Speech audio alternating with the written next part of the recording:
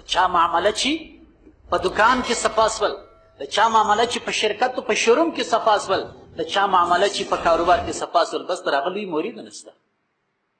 واورئ حکیم علمت مولانا اشرف علي دنیوی رحمت الله علیه وعلیه د وخت نابغه ډېر سوی دنیا منلې دي. 2000 تقریب تصنیفات لري. 2000. حضرت مولانا حکیم الاسلام طیب صاحب رحمه الله فرمایي چې د دغه امت په معجزو کې یوه معجزه ده، یو خو قرآن معجزه ده. وان کنتم فی ریب مما نزلنا علی عبدنا فأتوا بسورة من مثله. اے د دنیا کافرانو، اے د دنیا زندیق او ملحد خلقو، الله فرمایي که چیرې تاسې شک لرئ چې دا کتاب د نبی کریم علیه السلام جوړ دی، د الله کلام نه وي، نو ونیسئ صورت راوړئ. موسی علیه السلام په زمانه کې د جادو هم ډېر مخته و.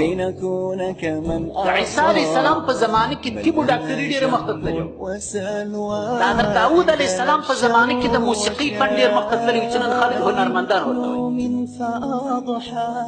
موسیقي د نبی کریم علیه السلام په دور زمانه کې د فصاحت و بلاغت، د خبرې د خلاصوالي، د ژبې د بیان او د خلاصوالي فن ډېر مخته تللی.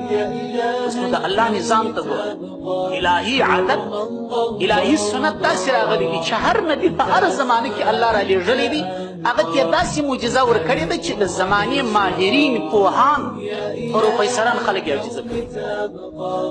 موسی علیه السلام په زمانه کې جادو مخته و، الله پاک جل شانه موسی علیه السلام ته یوه معجزه ورکړه. فالقى عصاه فاذا هي ثعبان مبین. فرعون د علاقې جادوګران را جمع کړي، پر اویا اوښانو باندې رسۍ لکړې راوړې، په میدان کې وغورځولې، د ټول میدان د خلکو نظربندي یې وکړل، د هغو سماران یوسه. موسی علیه السلام هم ورخطا شو چې یا الله دا څه دي، دا څونه ماران دي. الله پاک ورته وفرمیل لا تخف، موسی بیریږه مه، وغورځوله کړه.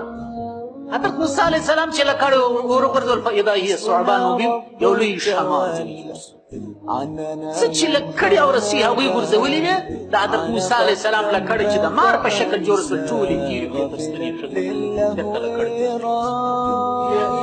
تفاسیرو کې راغلي دي چې فرعون هم ناست و پر تخت باندې، وایي کله چې د موسی علیه السلام له کړې دا ټوله د کړې او رسۍ تېرې کړلې، اخر کې خوله فرعون راواړول، یو داسې شکل یې ورته جوړ کړي لکه فرعون چې هم خوري.